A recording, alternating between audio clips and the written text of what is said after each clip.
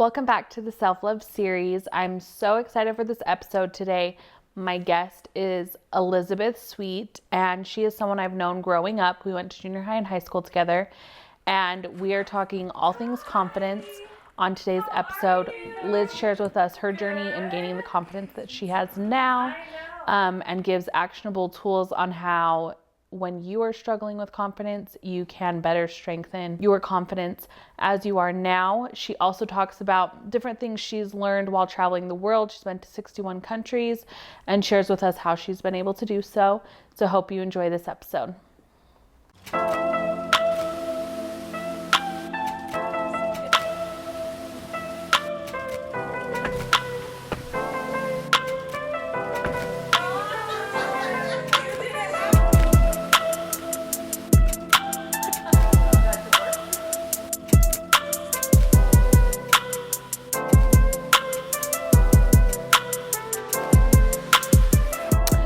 All right.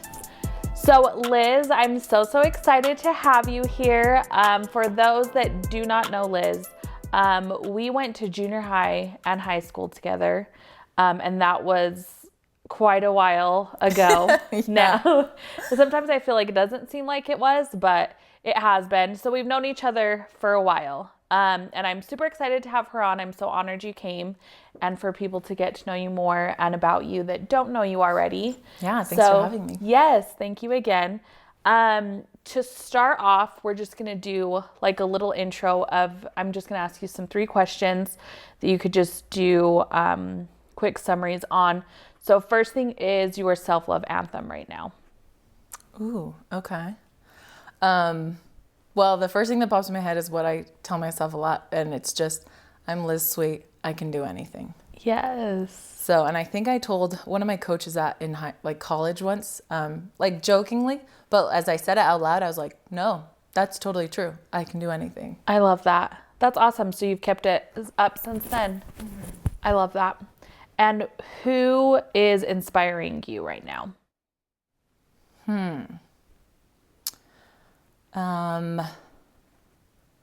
That's hard. There's a bunch of people that just went through my head. And it's mostly people I'm surrounded by. So yeah. My roommate, Rachel, actually this self-love series is something that's gotten me thinking a lot. So yourself, awesome. A conference talk I listened to recently. Love it. And of course, kind of the people I work with. So. Do you know off the top of your head which talk it is? Yes.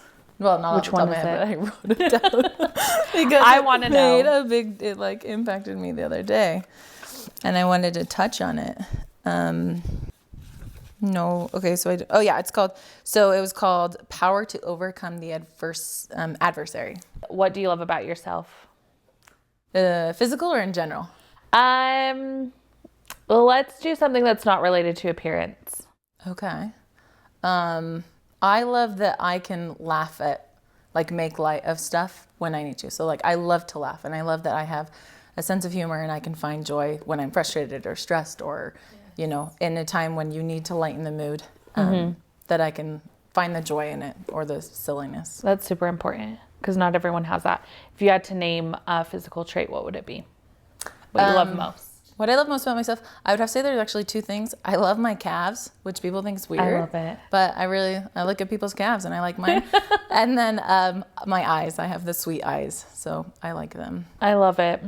So with that being said, we're just going to get straight into it. And kind of just with talking about what you love about yourself, I wanted to first go in and talking about your confidence. And that is something that has always stood out to me. But recently you crossed my mind because of your confidence. And I feel like you've always, maybe whether you felt it much inside or not, you've always exuded it for as long as I've known you. And I always admired that. So I wanted you to kind of just walk us through your journey of building up your confidence to be what it is. Well, thank you. That's really sweet of you to say. One of my love languages is verbal affirmation, so I love hearing what people think. And I think that, growing up, I always played sports and I had opportunities to serve and talk in front of people, which I think teaches young children how to be confident and how to have those skills. But I think as you're going through middle school and high school, you put a lot of like effort on your looks and what people think of your appearance. And I remember when I was in high school that I would come to class, to science class every day. And Katie Roberts at the time, she would tell me every day in class, like she would compliment me. Like I look pretty, like she liked my outfit, like something, like just every day she just seemed to do that. And it didn't matter if I was in like sweats for basketball or like a nice outfit. And I would like, of course, take the compliments and feel good. And for some reason during that period, I started taking them to heart and I would like tell them to myself back. Yeah. And so like every time I looked in the mirror, I would say like, "Oh, you look so good today. Like you're so awesome." And it, as I said it, the more I said it, the more I believed it, and I made it even more verbal. Like I verbalized it to other people that I thought I was great. Yeah.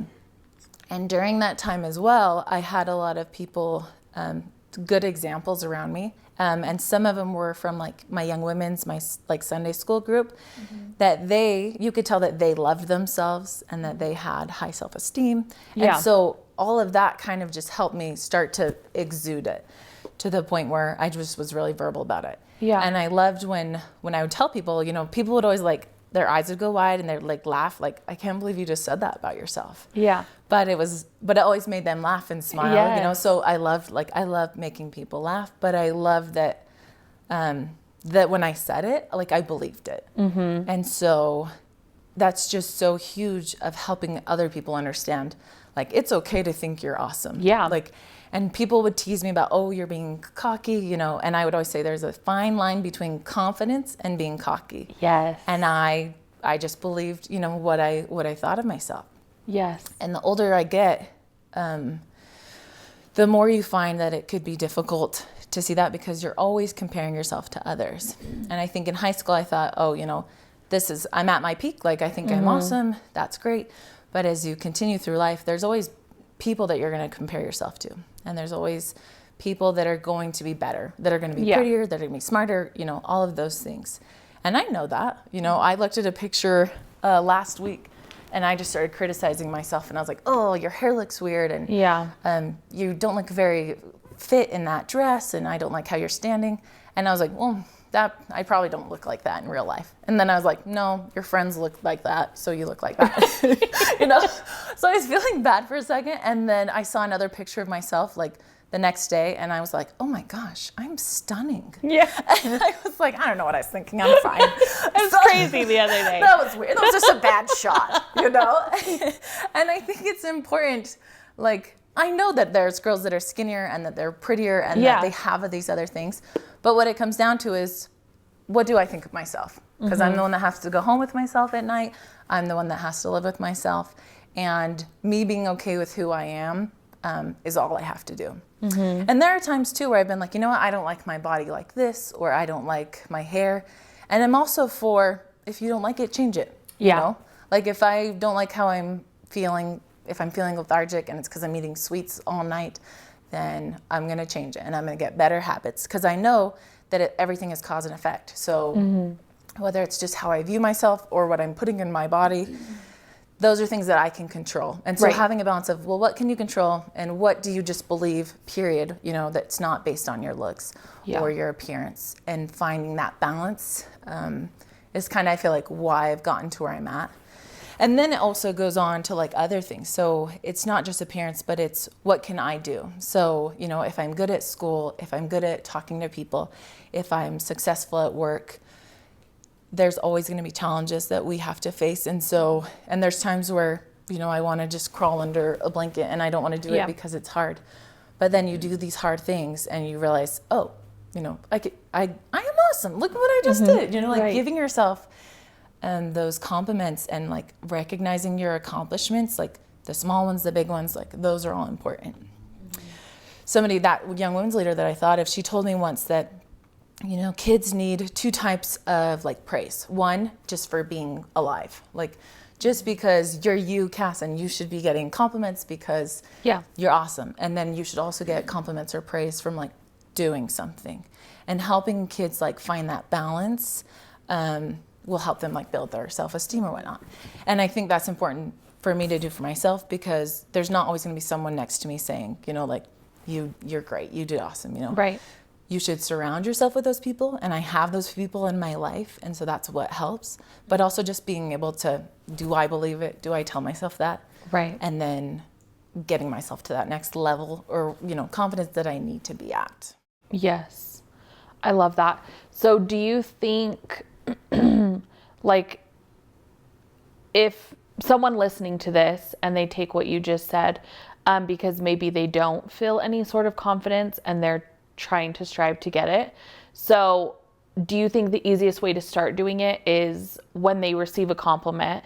Because I feel like a lot of times we do get them, but a lot of times like we shrug it off. Like I feel like in my family, it's almost like something like, it's like, oh, shut up. Like, stuff like a joke or something. Yeah. So do you think a good way based on your experience that they can try to start believing that and gaining that confidence is like what you said with Katie, is where you just accepted it, and then you would just repeat it back to yourself? Do you think that's like a good practice for people to start doing that feel like they're at like zero with confidence? Yeah. No, I think that's a great place to start. When someone tells you something nice, like, don't brush it off. Don't say, oh, that's not true. Like, Yeah. take the compliment.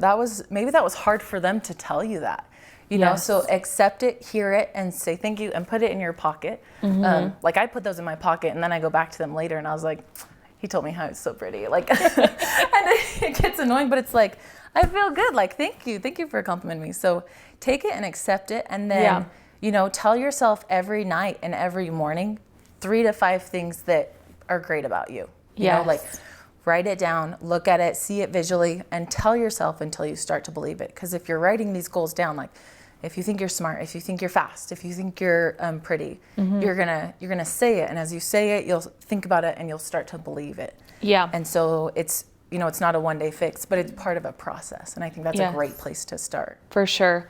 And I love that you brought up how some people would almost take it as you being cocky or conceited. And that's something I've always believed, is there's like a total difference between cocky and confidence. And I think like cocky is just like conceited, and that's the opposite of self-love. Like self-love and conceited is different. So I feel like especially a lot of younger girls growing up in this social media age, I feel like they struggle with self-love, and their how they translate having it or practicing it is by like posting like a selfie, or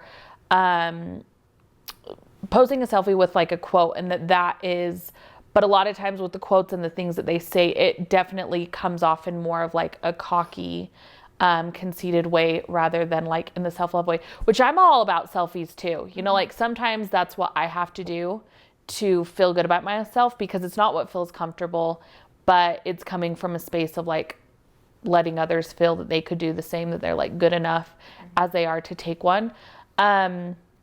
But I love that you brought that up, and I don't know if you have any further thoughts about that, like the fine line between cocky and confidence, because with you, I feel like anyone that knows you, and that's why I've always loved and admired yours, is because you did always say those like power statements about yourself, like so sure of yourself, but it was always in like a positive, genuine way. Like it was never at the expense of putting someone else down.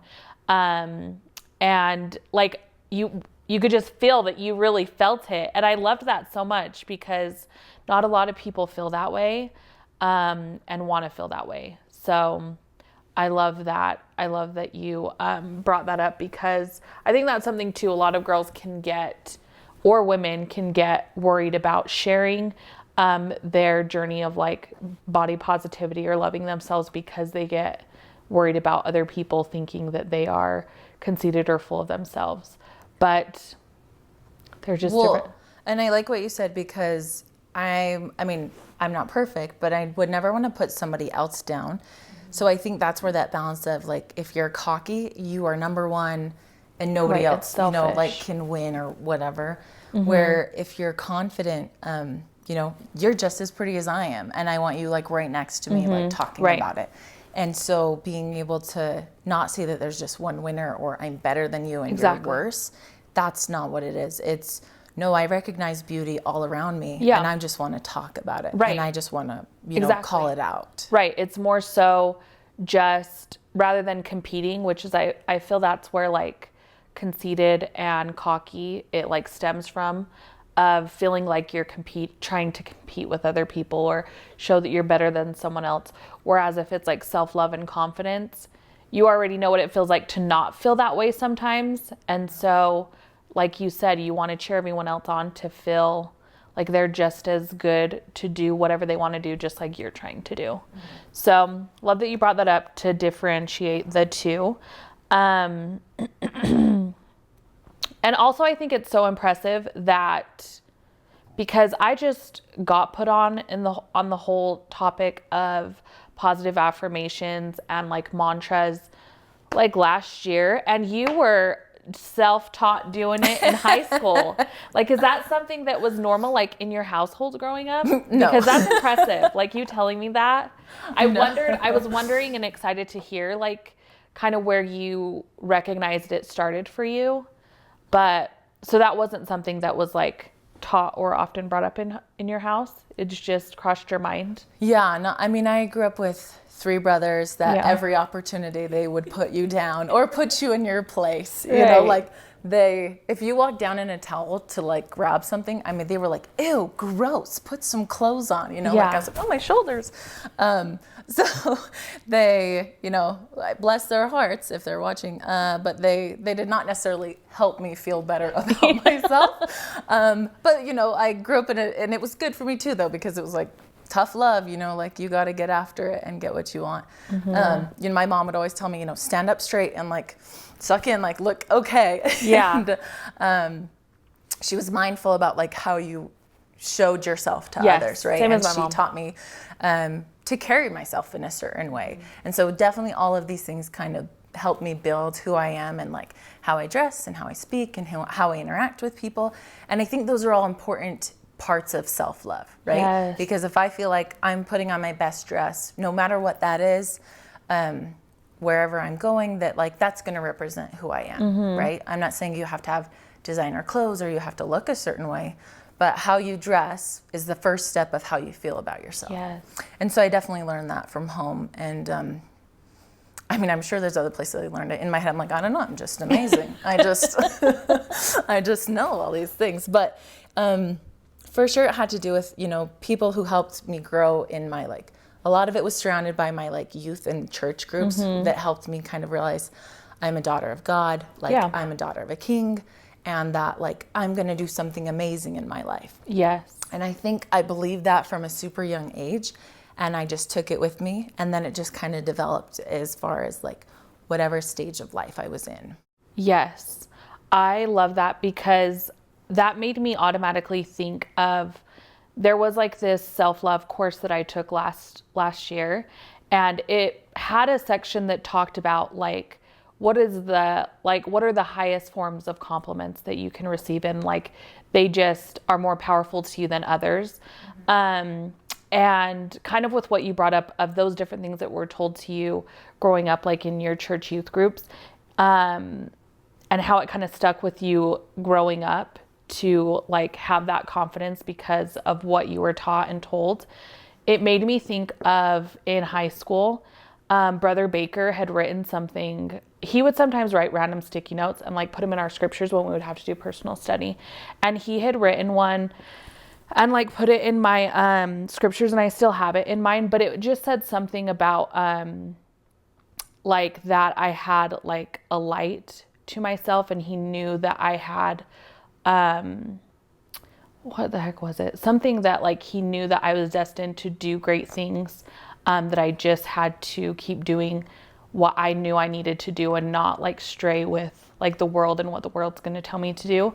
And that one like always stuck with me, to where the times when I needed like confidence, I would remember that, like even if I felt like insecure or whatever, like I had to remember like you are a light, you know, like you have that light to you wherever you go, like remember that. And I love that you brought that up, because I felt that same way. And I think that that's crucial for anyone to like remember a compliment that sticks out to you.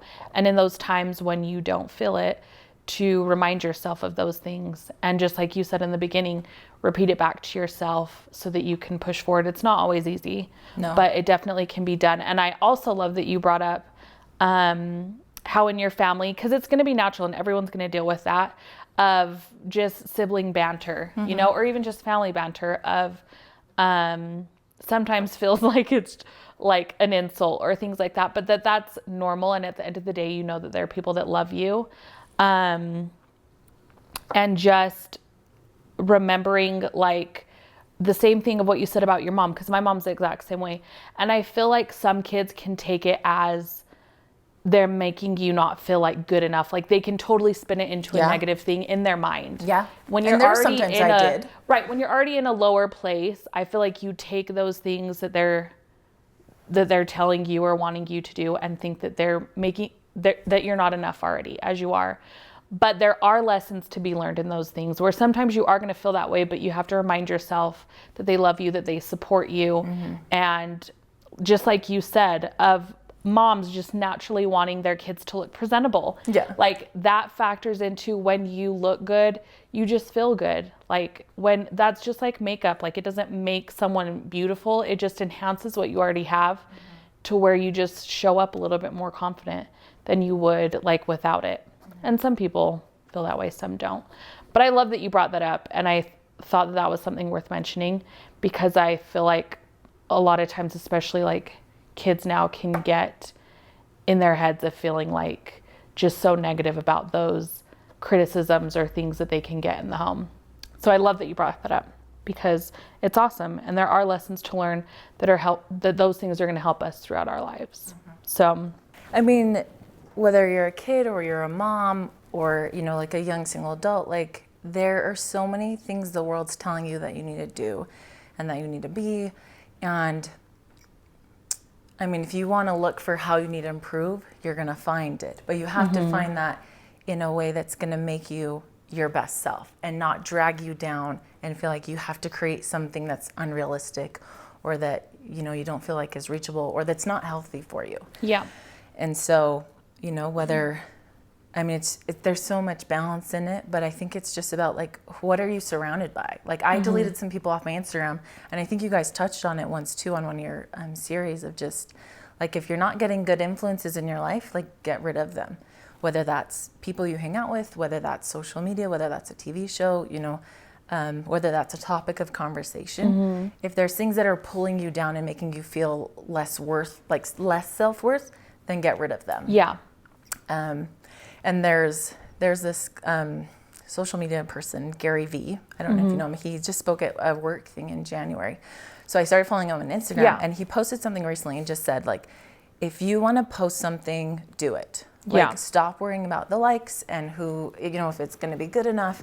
And I don't know why, but I just love that because I'm like, you know, I'm almost 30 and I'm still worrying about who's liking my posts and like, who cares? Like if you want to post that picture of your family that's not going to get as many likes as that picture in Machu Picchu, then do it because that's important to you. Yes. You know, like exude who you want to be and don't expect anyone to like applaud it or give you that praise. Do it because that's who you are and that's what you want to be. Yes. And it's just, there's so much balance that has to be had like with, especially for the youth. Like, I don't know what it's like to grow up like them with so many like social media and so many things pulling them this way and that.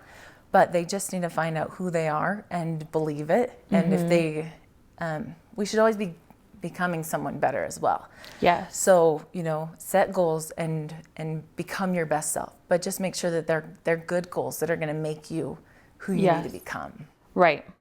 And I think that's just like their goals, like hobbies too, that they take up. I think that those can have a huge impact too.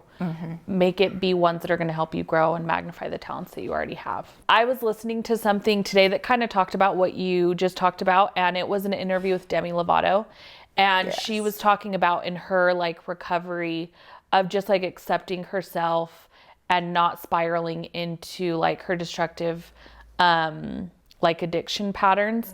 And she talked about boundaries with recognizing things that trigger you. So she said like with social media, she loves the mute feature because before, like she said she has people in her circle that are like gorgeous, like beautiful, and she absolutely loves them. and they're good people like that she wants to keep in her life.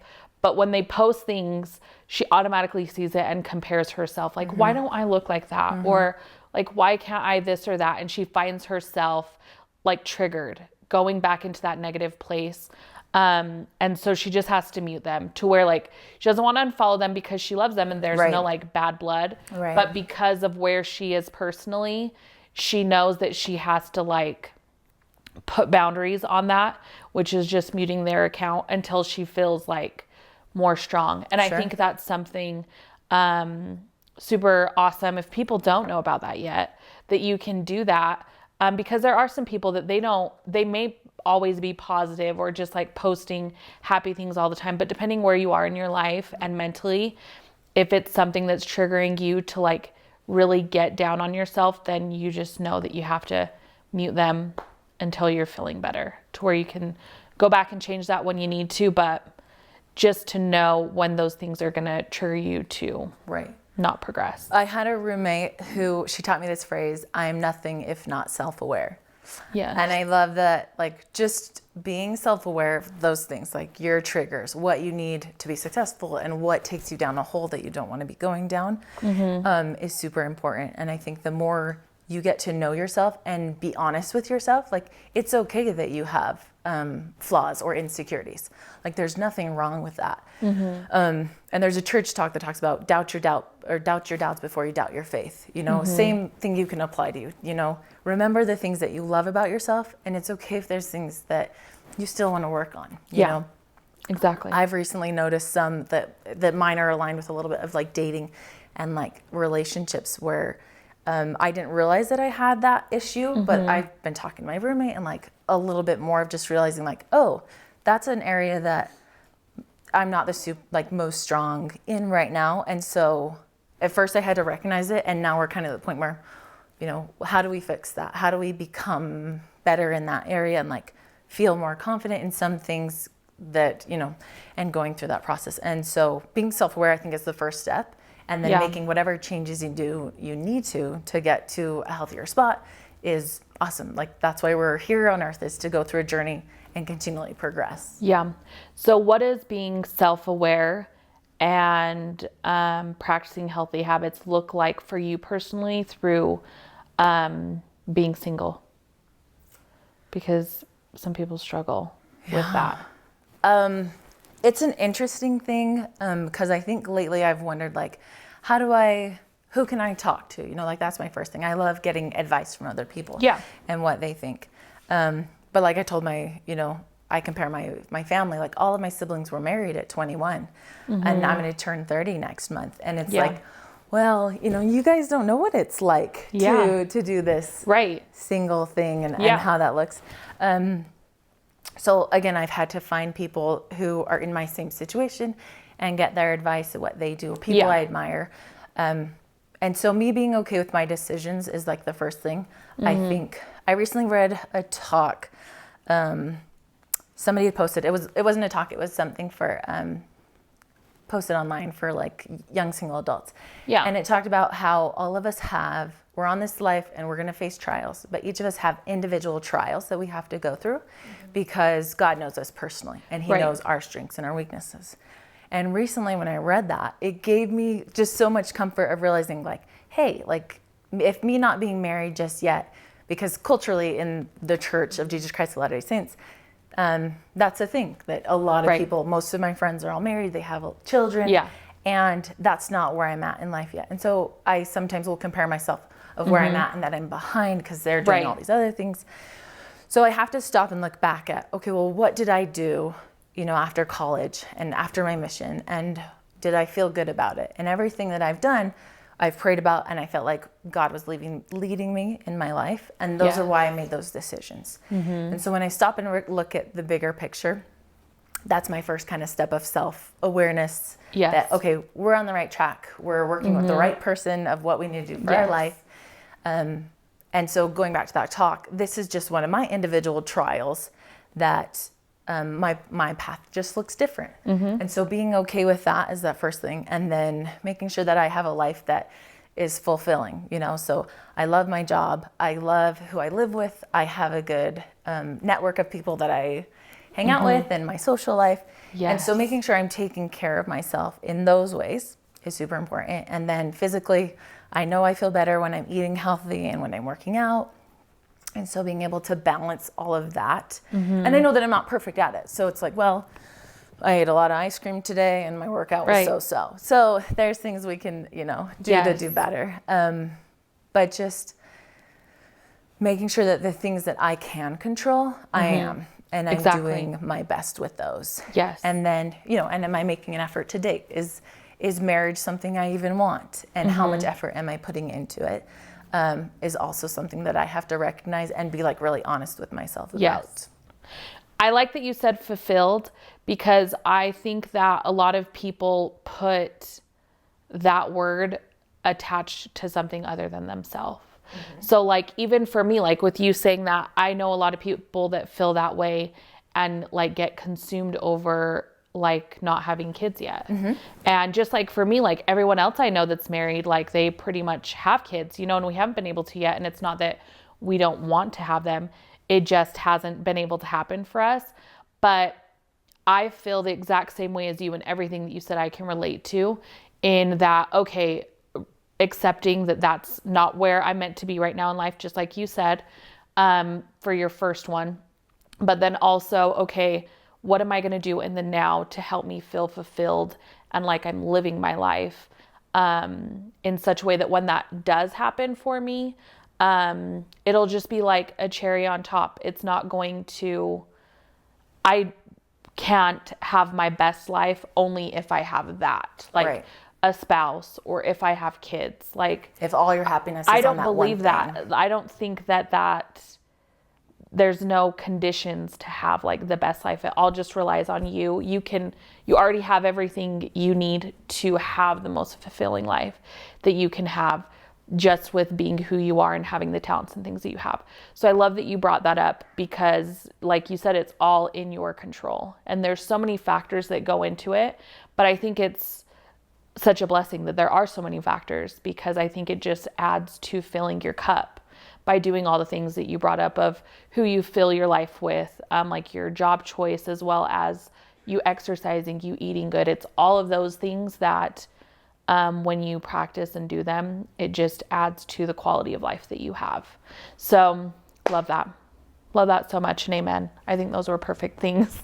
I do think though, you have to give credit to, or just acknowledge that it's hard. Like It what is. you just explained and what like I go through, I think anyone can relate to whatever they're struggling with. And I'm not saying it's easy. Exactly. Like there are days where it's super hard and Yeah, you don't and you understand. cry about it. Yeah. Right. And you're sad, and those are real feelings. Yes. So as positive And valid. as confidence is, like doesn't mean you're happy all the time. Exactly. Doesn't mean I love it. Yes. I'm trying to buy my own place right now. And so that's super exciting, but I didn't want to tell my family about it. And I kind of like dug deep of like, why am I being like weird and shy Yeah. about this? And they even asked me, because one of my brothers found out, and I had to stop, and I was like, well, like that's a big thing. And I had always envisioned buying my first home with my husband. And so it looks different than what I thought it always did. Am I proud of myself that like that's something I can do? Absolutely. Like I'm meeting my like financial and personal goals that I want to. Exactly. But it wasn't supposed to look like this. Yes.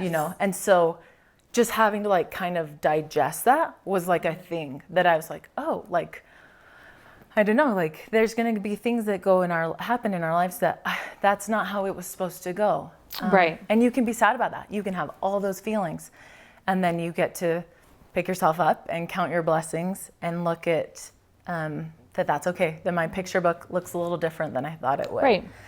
And that talk that I read earlier talked about 3 Ds that we go through our life that I really liked, and they were deception, distraction, and discouragement.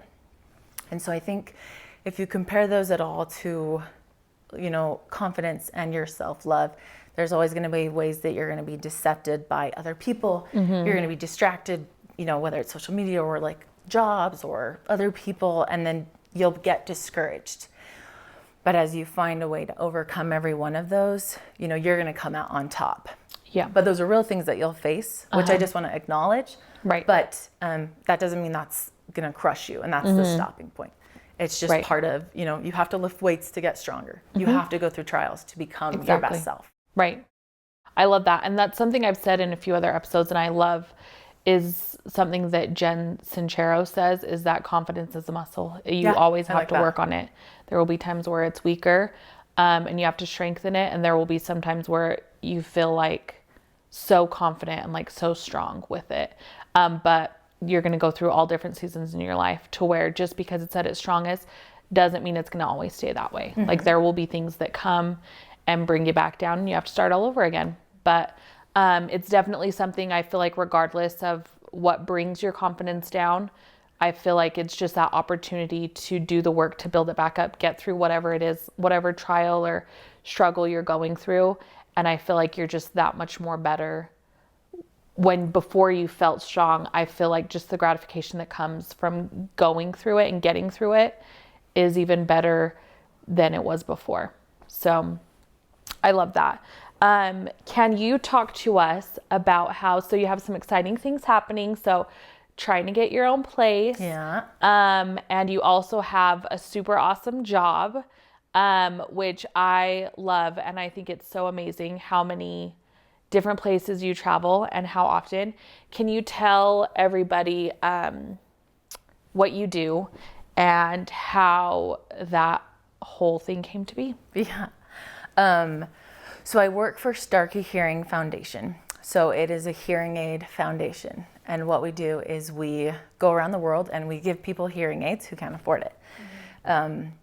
Hearing loss is actually a really big thing. So 466 million people throughout the world have debilitating hearing loss, according to the World Health Organization.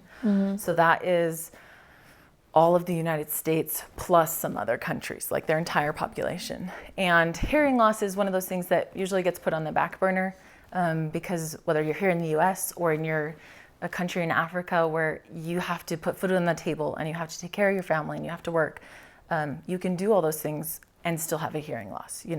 There's no blood, there's no pain, you can keep going. And so it's something that is not always, people aren't trying to help fix. So the foundation was started by Bill and Tanny Austin. They're the founders, and they are just incredible people. And Mr. Austin had this goal to help the world hear, and hearing is the vehicle. And what he wants to do is it's the vehicle for caring. So he started this foundation. We're now in 70 countries around the world, and we have, it's called the WFA Community-Based Hearing Method. And so what we do, or fitting method, excuse me. And what we do is we go in and we fit people with hearing aids. We can see 500 people in one day, and we take them through all of the different stations. We clean their ears. If they have an infection or wax, we remove it. I don't, someone else does. Wax still grosses me out. So I'm glad there's people that like it. Yes. And then we fit them with hearing aids using this model, and then they're given counseling on how to use their hearing aids and batteries. And then afterwards, we have people who live in the country, who speak the language, and they take care of them and they follow up with them. And so the foundation does a lot more. We work to create national hearing healthcare plans in different countries, working with the governments. We have a domestic program here in the US. And so it's an awesome job. I mean, it's my dream job. I love that I'm able to help people. I love the people that I work with. And for the fact that we see so much bad on the news and so much negativity, I get to meet these people all around the world who care and they want to do something good. And it just constantly shows me there's so much more good in the world than there is bad. We just highlight all of the negativity and the bad. So I love it. I've been to 61 countries in the last 3.5 years. I started out, and so people always ask me, how did you get this job? How do I get the same job? And I'm like, well, God. So every big decision I've made in my life, I am who I am because of my faith and my beliefs. That's played a big role in creating who I am and why I do things and why I don't do things. So many of my decisions came based off of a lot of thought and prayer. And so after college, I moved to Los Angeles and I worked there for a couple of years. And I ended up leaving one job to start with Starkey. And I think switching jobs or moving or picking a college, these are all big decisions that you know are going to affect your life.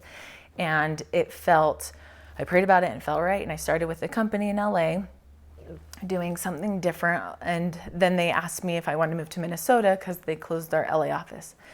And my first thought was, no. Right. Where is Minnesota? It's Right. cold. Yeah. I really like the LA weather. Yeah. But it just felt like a great opportunity, an exciting adventure. And I thought, worst case is if it doesn't work out, you can always move home, And so I moved to Minnesota. I didn't know anybody. Even like the employees that I had been working with were not moving to Minnesota. And I had the opportunity to start working with the founders at the foundation, and just we went on a trip. They said, I said, I speak Spanish if you want me to go to Colombia. And I ended up going on the road for 2 months, and I went to several different countries, and I came home, and that's kind of we've just been going since there, just traveling awesome. and being part of this team. So it's been amazing. Awesome. What's been your most favorite place you've been to, and why? Oh, that's a hard one. I have a top 3, countries. Yes. I love going to Latin America. The people are just super warm and nice, and they kiss you and love you, and I speak the language, so I feel like I understand the culture. But you also find that all over the world. The people in Africa are just so sweet.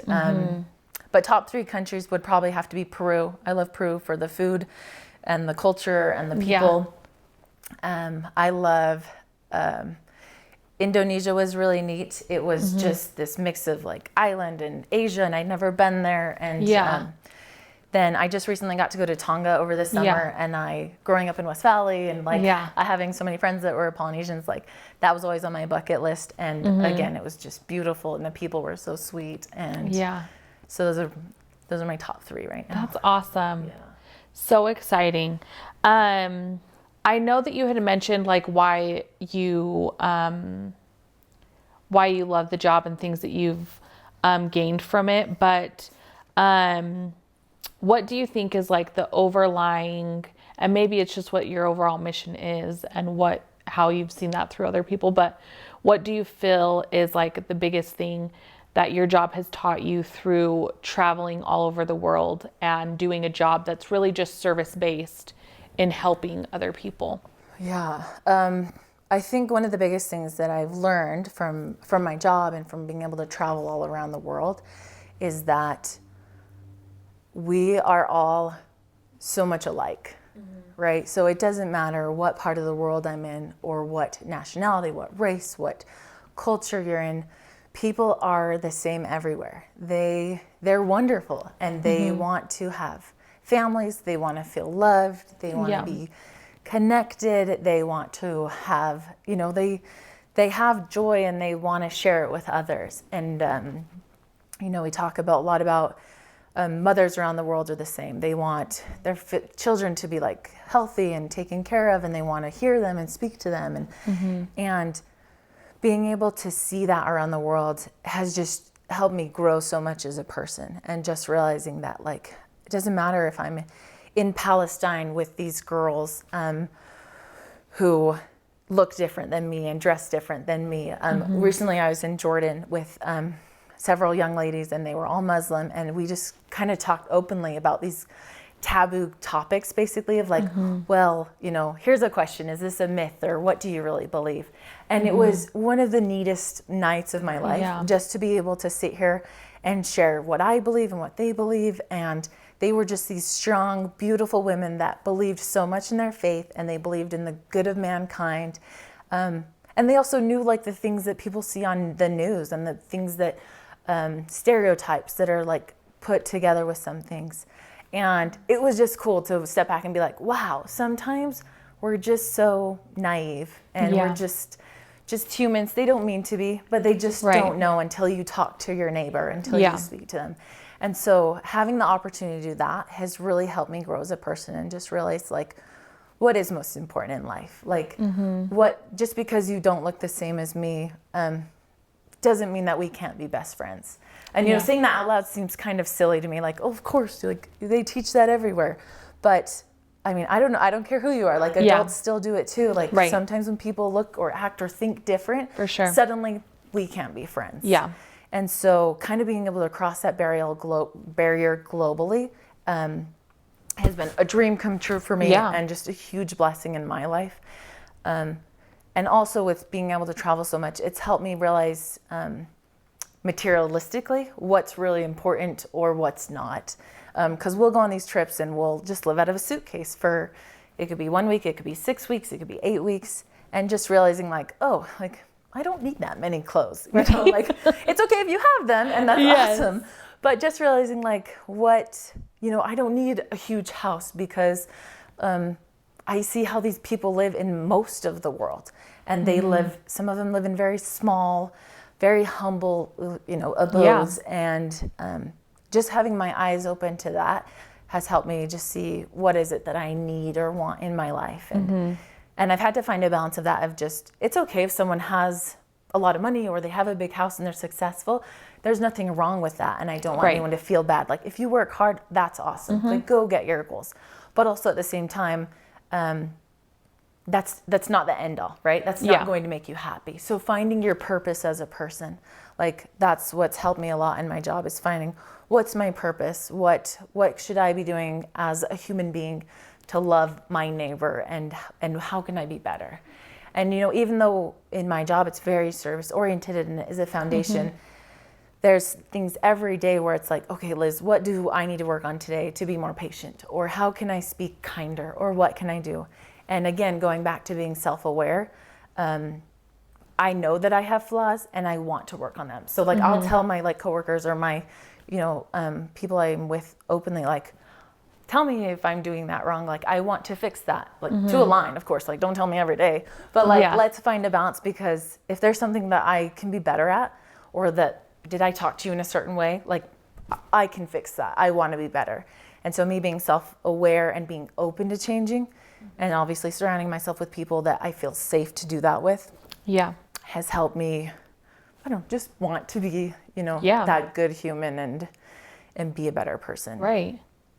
Okay. So me and Liz can keep talking on for a long time about things because we haven't been together in a while and catch up, but I know we only have a limited time. So like I normally do, I like to end episodes with a call to action. I'm giving you something, an actionable tool that you can apply today to better increase your self-love.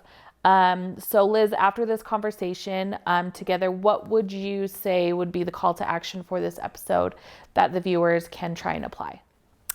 I would suggest that they take an inventory of where they're at. So take that step and be self-aware, and then set a goal of one thing that they're going to do this week, whether it's to take that compliment and accept it or to write a list of things that they are great at, but they don't quite believe yet, to get them to that next level of just loving themselves and recognizing their worth. I love it. Thank you so much. Hope you guys do that. If you do, let us know in the comments, message us of what you applied and how it's helped you.